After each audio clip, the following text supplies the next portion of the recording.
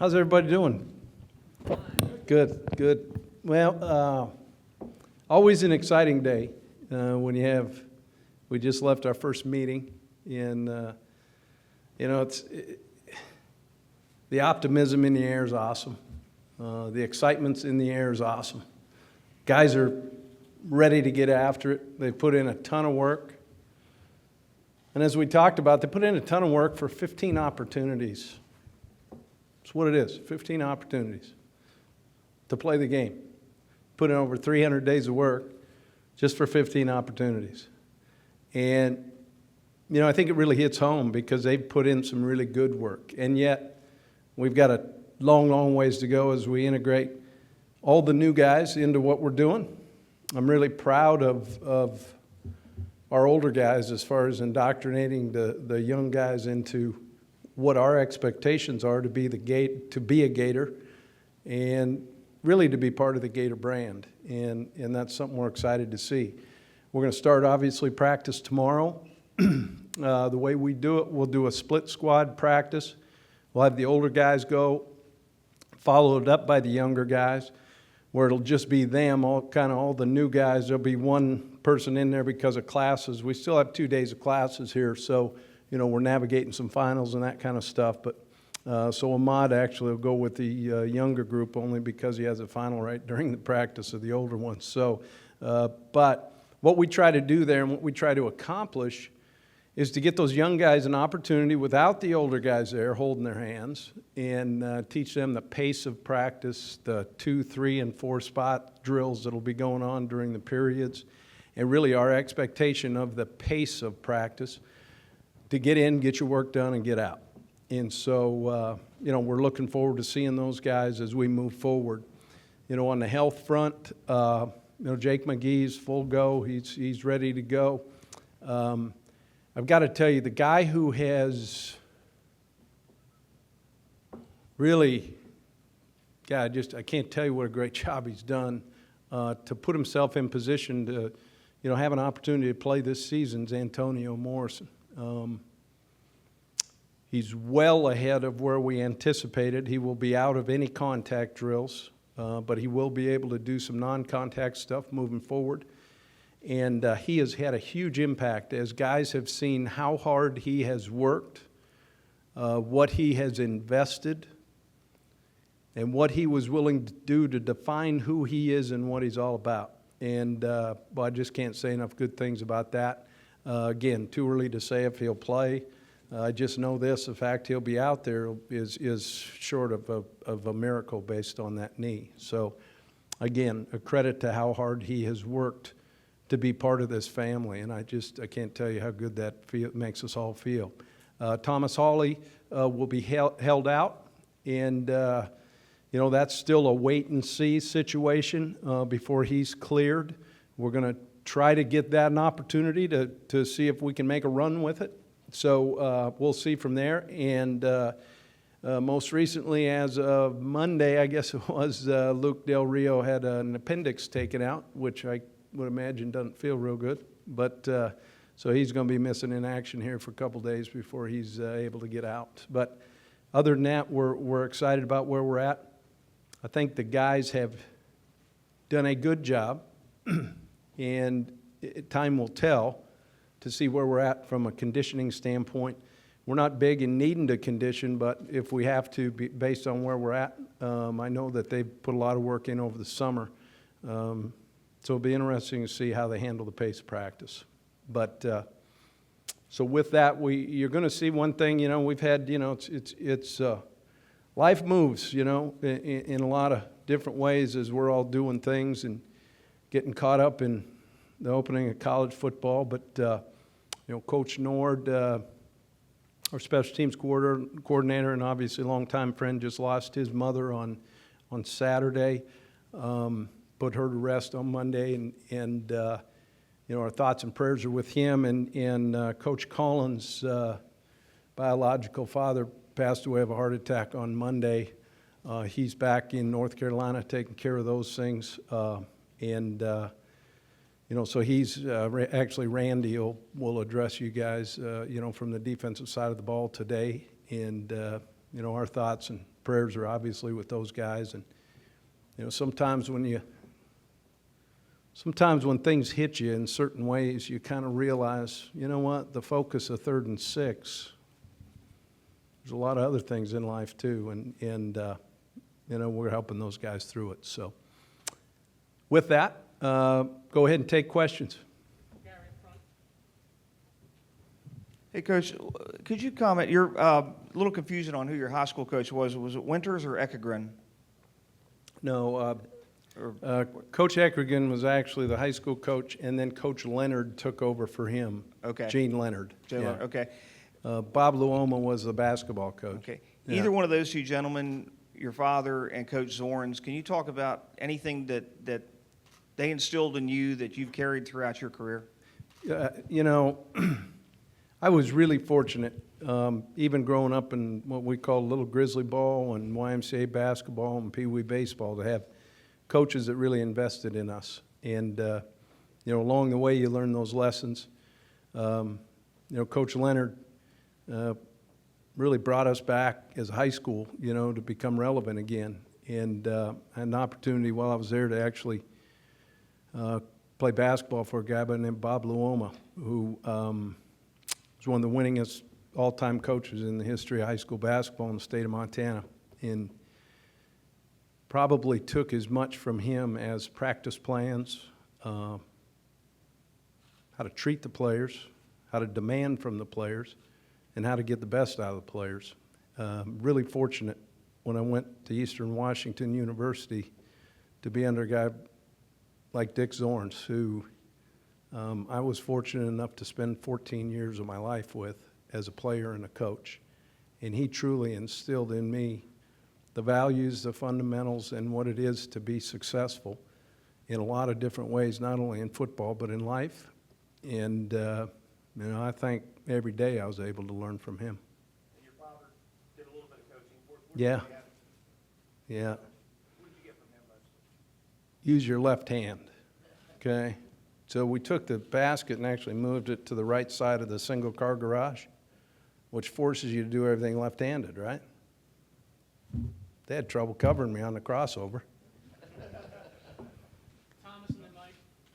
Jim, you've talked a lot this offseason about continuity on the offense being kind of an important factor as far as staff goes. Do you feel the same way when it comes to the quarterback position in terms of kind of having one guy? Yeah, we've done a lot of different ways. It's really trying to figure out how it works. My biggest thing is I'm really excited to see when we get into team-type drills, to see how the people around those two guys, at the quarterback spot, how they respond, and how their play elevates because of how, whoever's in the huddle.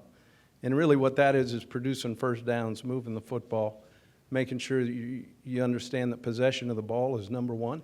And I'm excited to see how they've done. I've had great reports from the guys on the team about how things have been going, in the, player-run practices.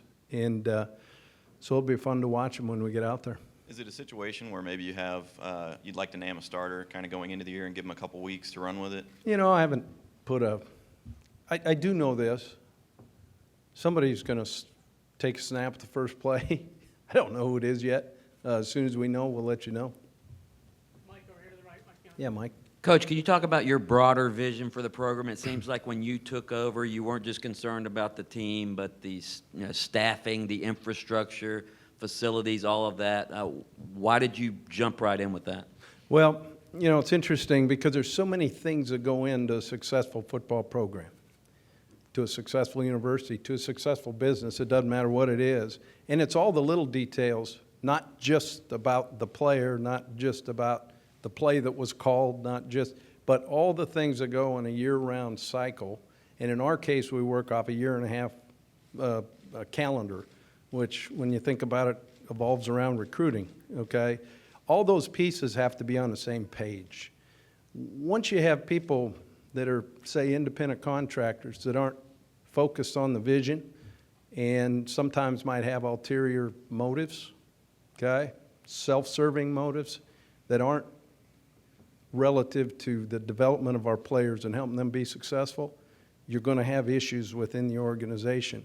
And so one of the things we've tried to do is do a great job, which the people have done and the people who have been here when we took over have embraced, is the idea of everybody being on the same page with the same mission, the same view, understanding the only reason any of us exist is because of these players.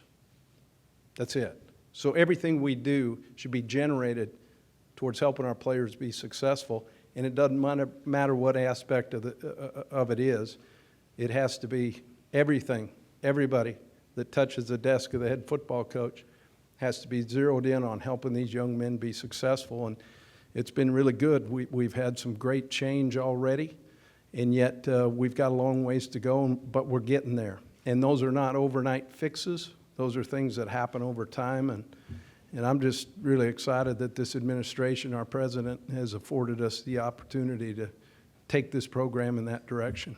One follow-up question. As a coach, a lot of offensive coaches might just concentrate on the offensive side of the ball. Muschamp used to concentrate on the defensive side of the ball. Will you be more of a broader, bigger picture? You know, I've kind of been involved in a lot of different kind of ways along the way, and I'm not sure that there's a right one or a wrong one.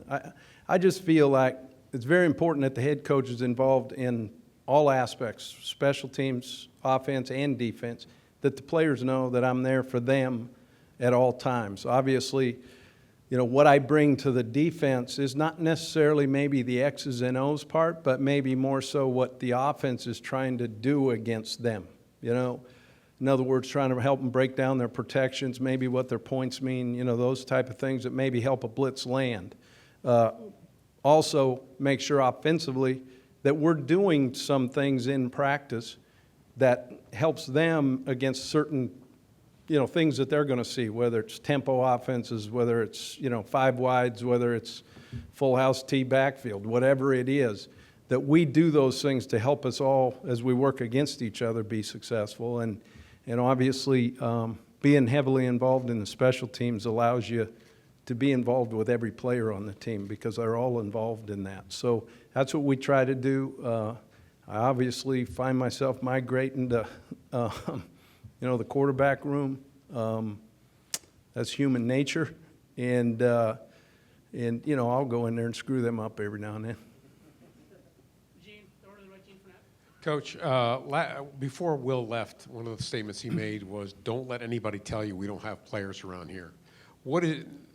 Given the disparity between the offense and the defense last year in terms of production, do you sense that there is a great disparity in talent now? I'm and not do getting, you anticipate I that? don't. You know, that isn't for me to say. It's for us to come in and evaluate and get better. That's what we're here to do. Now, there's some really good players here. Obviously, from a numbers standpoint, just sheer, you know, numbers at positions, just to be able to function like, you know, we were able kind of sparingly in the spring. We've been able to answer a lot of those by getting some of the numbers in some of those position groups up so we can practice the way, you know, we try to practice. So there's good players here. I mean, you know, and yet, you know, what we had, I don't know, what, 6, 7, 8 guys drafted, whatever it was, you know. I mean, there were some good players that left, obviously. But that's the way it should be. We're at the University of Florida. We should be attracting that type of talent. And, you know, ultimately, I hope every year we have 10, 12, 14 guys drafted. If a guy chooses to come out early, well, you know what? That's a good thing, you know, if he's drafted in the right spot. So I think that those are all things that are real positives about being at the University of Florida. Edgar up front.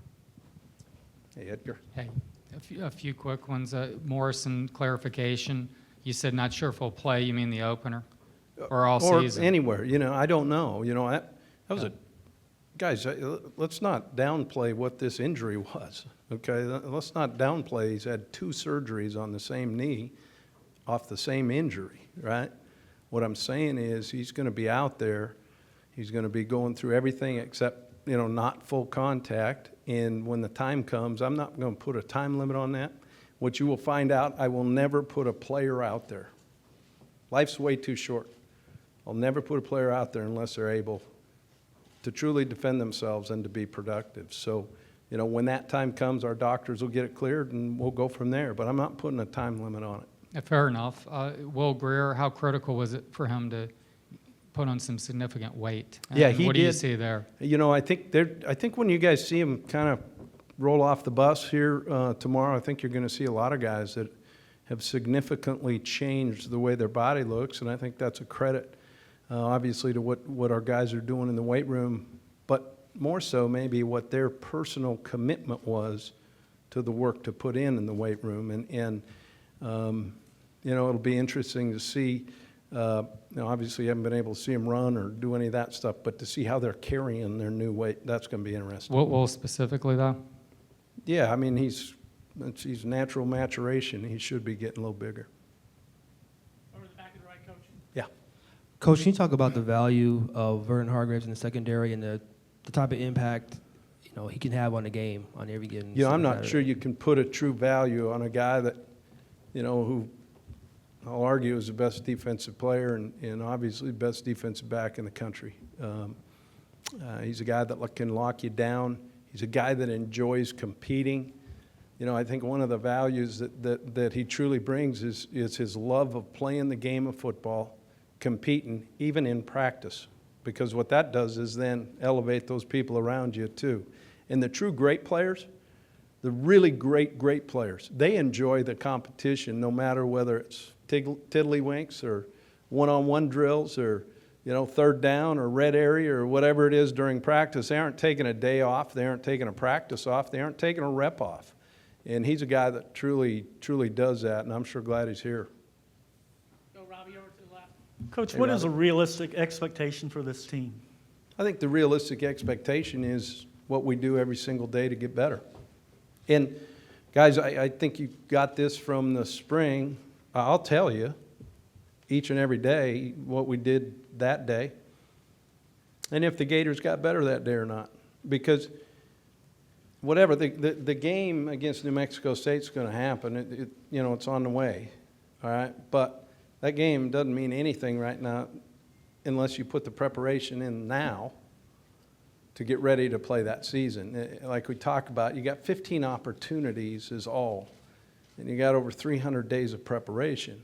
So cherish each one of those days of preparation to get you, you know, ready for those 15 opportunities. And you mentioned guys getting bigger and stronger. Did they do different things in the weight room than they were doing a year ago, maybe? You know, I don't know. I didn't.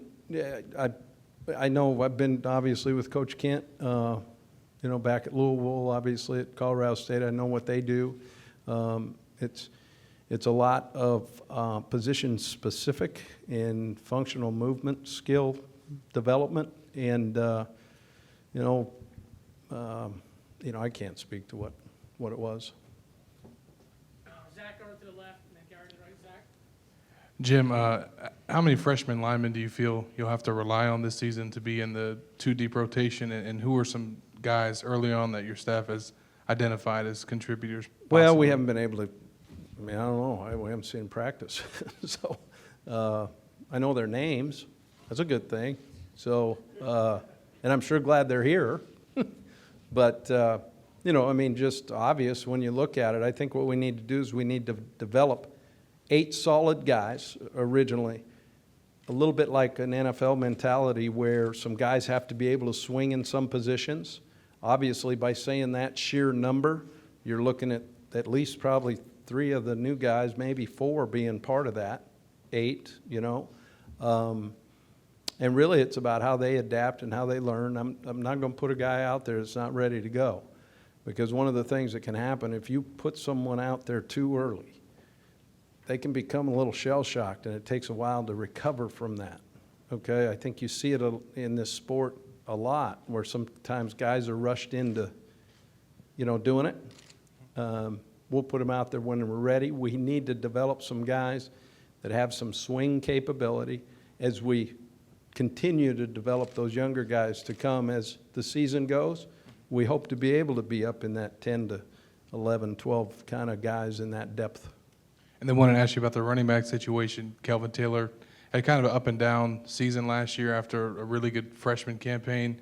Do you think he's ready to take a next step this season from what you've seen in spring? Yeah, And then I also- really liked what he did in the spring, and obviously there's going to be opportunities there. The way we play running backs, I'm not a believer in one guy, carrying it 40 times. I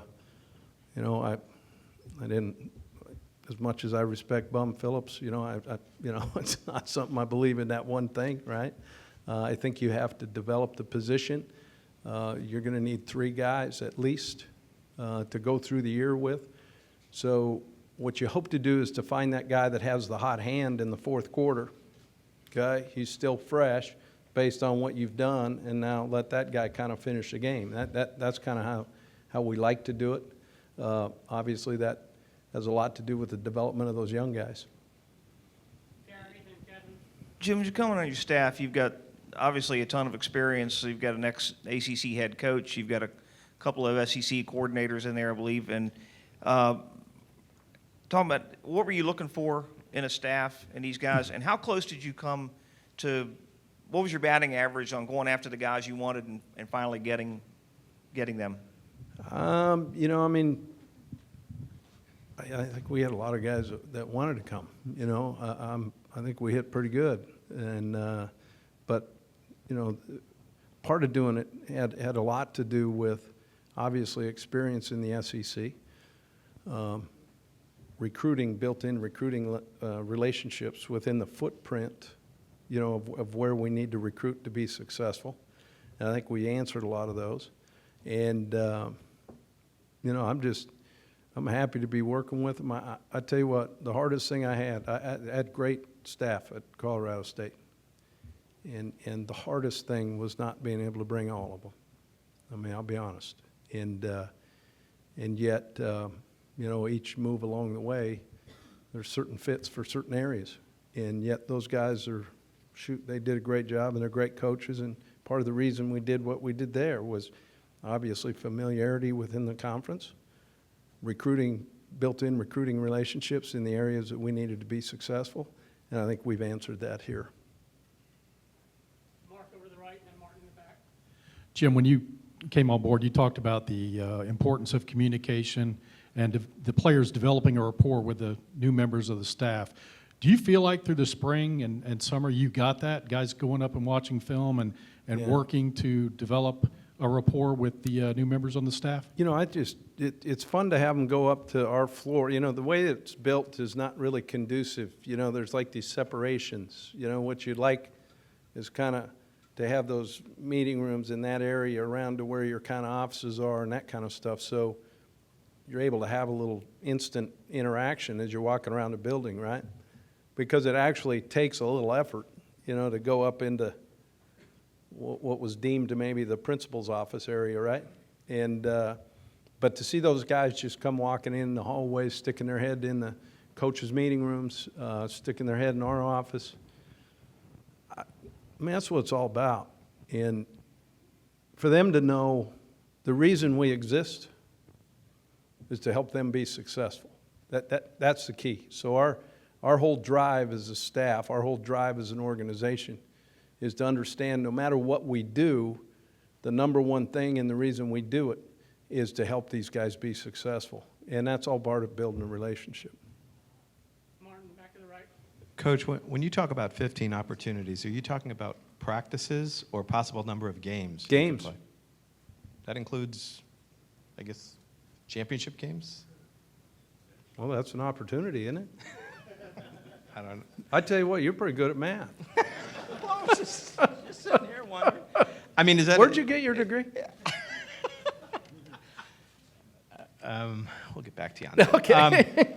Well, no, I mean, it's... I was going to credit your math department. Thank you very much. Yeah, I mean, nicely you're done, including by the a way. possible Yeah. national semifinal and national championship when we talk about expectations. I mean, would you expect fans out there to have reasonable or unreasonable expectations for this program? Well, I would say this.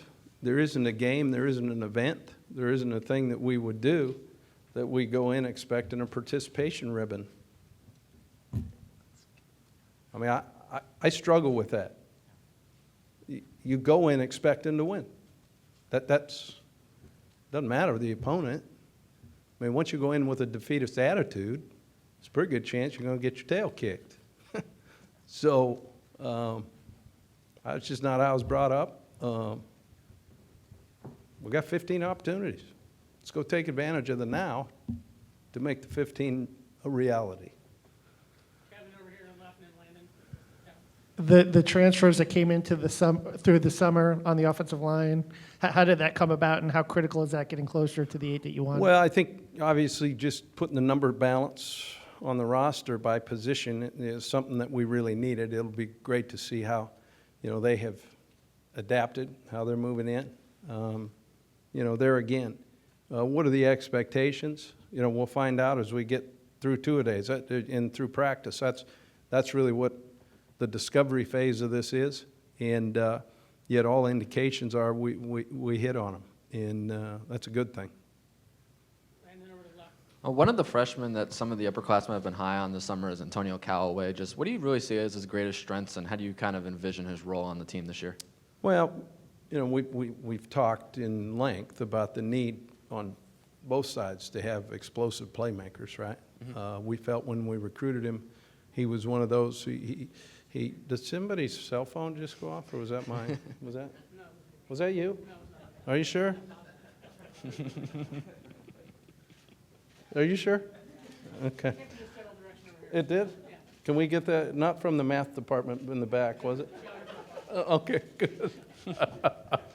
But anyway, one of the things we felt was the need to obviously explosive playmakers, and he's a guy who fit that bill, when we were recruiting him. Be interesting to see kind of what those skills are when we get out there. He is a guy that obviously some of the vets have talked about, and it's a credit to what he's done in the short time he's been here. Coach, as you continue to get to know them, what impresses you most about Treon Harris, and what impresses you most about Will Greer? I just like the way both of them have kind of embraced the competition.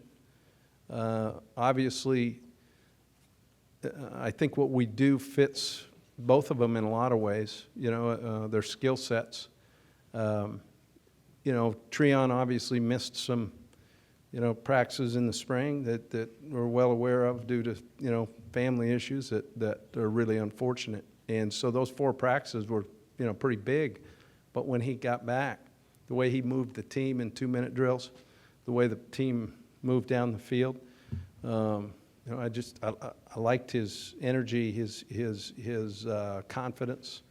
Will, I think, did an outstanding job of kind of developing how to get the ball to the playmakers. And yet, we still need to learn how to throw it to our colored jersey. We had a couple practices where the ball ended up, in the wrong colored jersey. And to play the position, the number one most important thing is ball security and taking care of the football. So we've got to really, that's the thing I'm going to be looking for as we go through camp. Back to the left there. Coach, Hargraves, as far as what he means to the defense, is he too much of a risk to put back at kick return, punt return, things of that nature? No. In fact, I think that's just a highlight in one of his skills. And it's one of the things we worked a little bit in the spring with, in both areas. All right. Look, your ability to be an explosive playmaker in whatever way it is to help the team be successful, as I tell them, you're a starter on special teams first before you're ever a starter on offense and defense. Okay? When you talk to those guys who were great NFL vets, they all play special teams, every one of them. And to make a team, you've got to be able to show your versatility in a lot of those areas. So this is just another way for him to increase his brand and to help him. Buddy up front to the right here. Jim, you've been real successful with quarterbacks. You certainly had a good one in Colorado State, and you had some good ones in Alabama. Some coaches say mechanics are important. I know one coach in the SEC who says it's not how well you throw the ball, it's courage. Yeah. Can you talk about the attributes, you said leadership, of a quarterback, the 1 or 2, 3 things that you look for, and then address that with the 2 current candidates for the starting job? I think it's hard to say right now because there's so much unknown in both of them. But as I go to it, being a winner is huge. Okay, that's huge to be a proven winner. To be a proven winner, what it's done is that means the people around you have played better and elevated their play based on you being on the field. Some of the times, some of the greatest quarterbacks out there maybe didn't have the greatest arm. They maybe didn't have the greatest feet. But for whatever reason, the team moved successfully down the field. They didn't turn it over, and they won games. And those guys up front, those receivers make those great catches. They elevate their play a little bit because of that guy. So we're looking to kind of see where that is as now they've had a full summer, back into what we were doing in the spring to see where we advance it this fall. And, courage and not being able to fail. Sometimes in life there's a lot of talented guys out there, but they're not willing to maybe put themselves out there. You think about some of the great players of our time in any sport. Well, you know what? They've gone through some failure, but they've faced the adversity, learned from it, and gotten better. So putting yourself out there is a huge deal, especially at that position, because you're going to take all the criticism and you're going to get all the praise. Well, you better be able to handle it. So that's all part of that. And I think that's a big piece of the courage, toughness, being able to stand in and take a shot, not blink.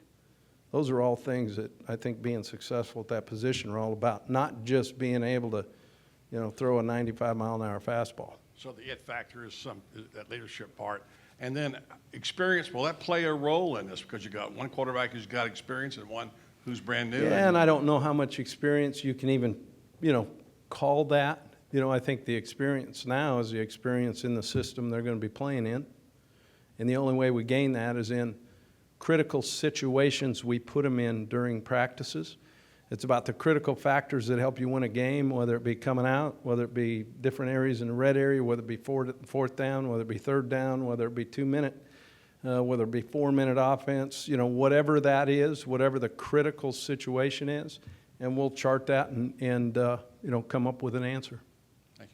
Mike in the back, and then Chris, you're up next. Yeah, Coach, I want to follow up on the 15 opportunity. Now, you only actually have 12 opportunities assured, but you're saying you have 15, so is that a prediction that you guys are going to play for the national? Well, I tell you what, you guys are something else. We got an opportunity at 15 chances, right? Yeah. So does New Mexico State. Well, the thought process is we got 15 opportunities, so let's go take care of business. Is that what you're telling your team? 15. We can. Wait, I tell you what. Are you Here, telling your team we can get to the national Just a championship? sec. Hold that thing right there. I think I got it set, and I found the guy. That is awesome. That's good stuff. Go ahead, next. I got to follow that up. I'm kind of piggybacking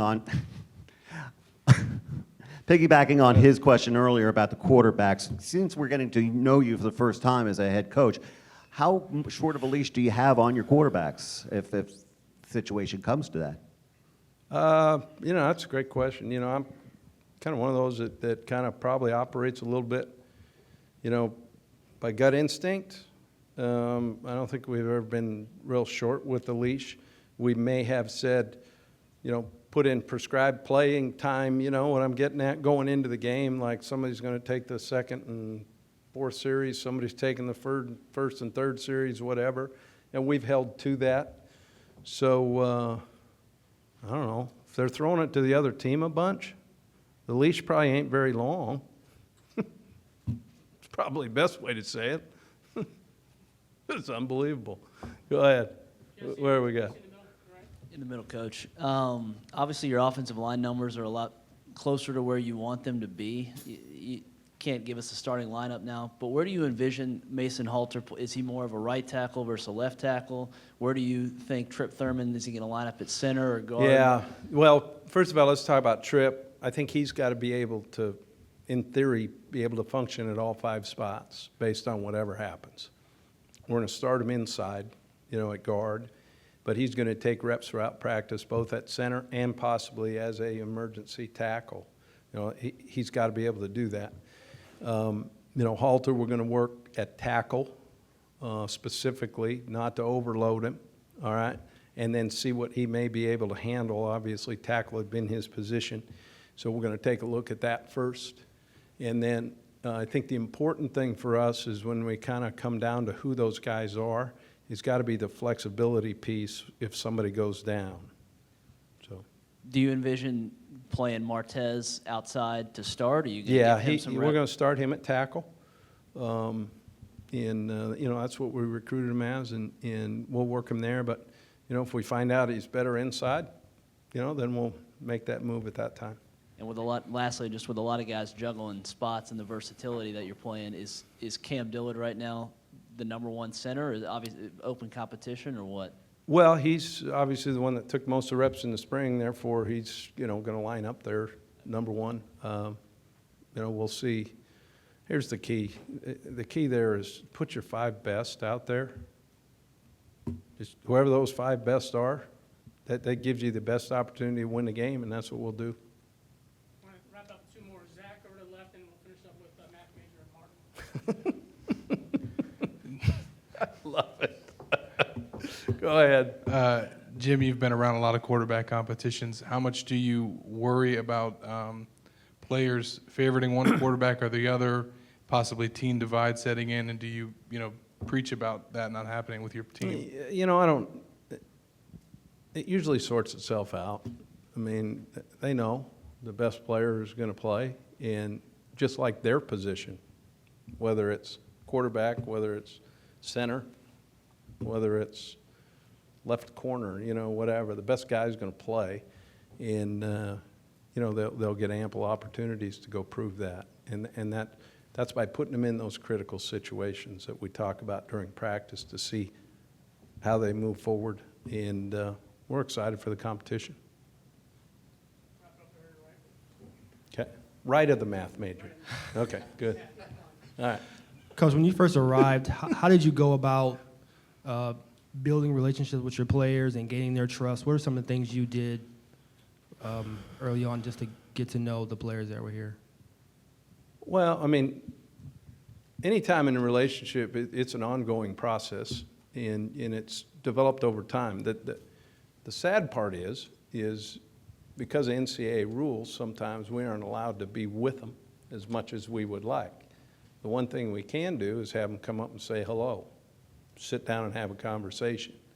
And that's one of the things we've done and we've really stayed with is, you know, just having a conversation. It doesn't have to be for any reason other than to just find out more about each other. And I think that goes for our whole team.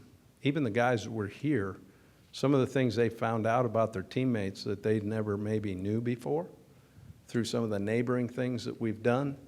Man, it's great to see how they interact because you're bringing a lot of different people from a lot of different areas, different zip codes, different area codes, you know, different backgrounds. To find out that we really all have a common goal and a common thread, no matter where we're from, that's pretty cool. And to see some of that interaction has been awful fun. All right, guys, thanks so much.